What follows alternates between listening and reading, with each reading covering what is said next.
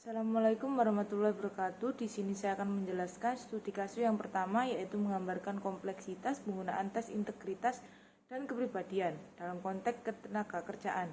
Meskipun tujuannya adalah untuk mengevaluasi kandidat atau karyawan, ada kemungkinan bahwa tes tersebut dapat menciptakan bias atau diskriminasi. Hal ini memunculkan pertanyaan tentang keadilan dan kesesuaian penggunaan tes tersebut dalam proses perekrutan dan promosi.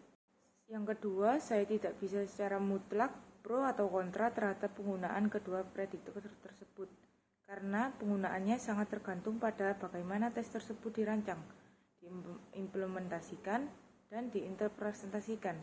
Penggunaan yang sesuai dan objektif dari tes integritas dan kepribadian dapat memberikan wawasan berharga tentang kesesuaian karyawan dengan peran tertentu.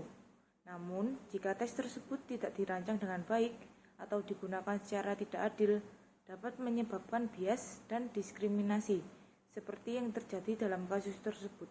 Yang ketiga, penggunaan tes integritas dan kepribadian harus dikelola dengan hati-hati dan dipertimbangkan secara cermat dalam konteks hukum, etika, dan keadilan. Penting untuk memastikan bahwa tes tersebut valid, reliabel, dan tidak diskriminatif. Analisis yang mendalam perlu dilakukan untuk memahami hubungan antara hasil tes dengan tuntutan pekerjaan yang spesifik. Selain itu, penggunaan tes tersebut harus sesuai dengan prinsip-prinsip kesetaraan, gender, dan perlindungan terhadap diskriminasi.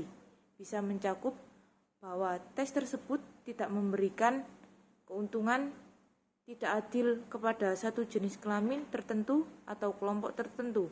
Selain itu, perusahaan harus memastikan bahwa penggunaan tes tersebut tidak menghambat individu dengan disabilitas untuk berpartisipasi dalam proses perekrutan dan promosi.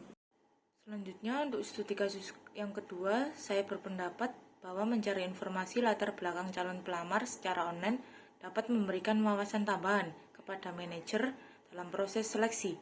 Namun, penggunaan informasi pribadi yang ditemukan secara online harus dilakukan dengan hati-hati dan memperhatikan privasi serta keadilan. Selanjutnya, yang kedua, mencari latar belakang atau profil calon pelamar secara online melalui web dapat memberikan gambaran tambahan tentang kepribadian mereka, tetapi tidak selalu mencerminkan secara akurat. Informasi yang ditemukan secara online mungkin tidak selalu representatif atau relevan terhadap kualifikasi atau kinerja seorang calon sebagai karyawan. Selanjutnya, yang ketiga, yaitu analisis yang mendalam mengungkap bahwa meskipun informasi online dapat memberikan wawasan tambahan, penggunaannya dalam proses seleksi harus dilakukan dengan hati-hati.